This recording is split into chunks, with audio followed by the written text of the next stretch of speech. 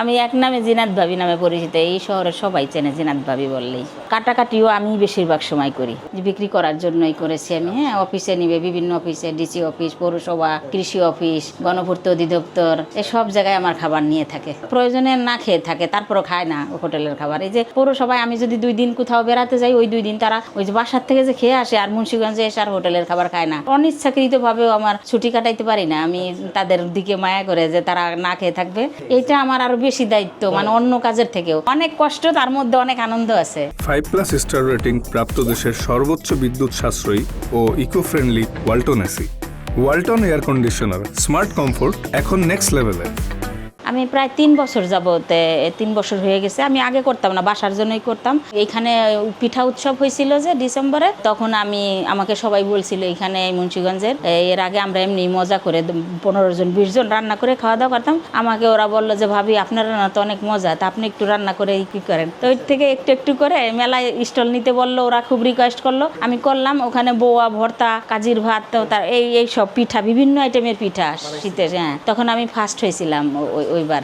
আমি এক নামে জিনাত ভাবি নামে পরিচিত। এই শহরের সবাই চেনে জিনাত ভাবি বললেই।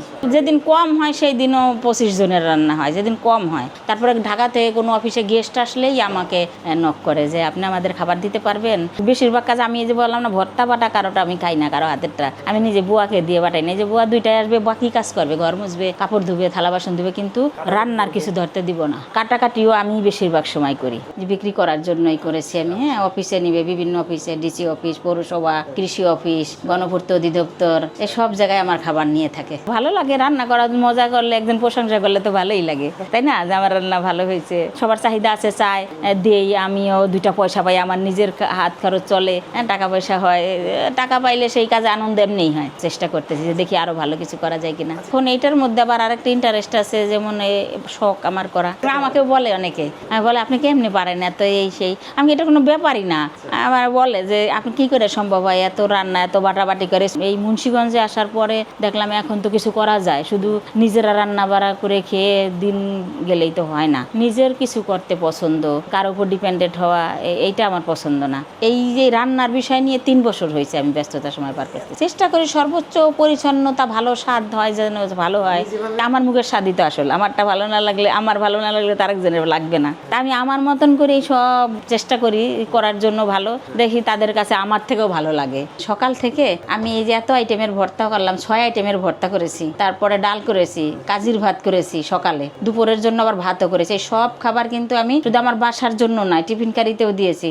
সব অফিসে খাবার নিবে। একদিনে 80-90 জন একবারে রান্না করছি, 80-90 জনের। কখনো মোরগ পোলাও, কখনো ভাত, মাছ, ডাল।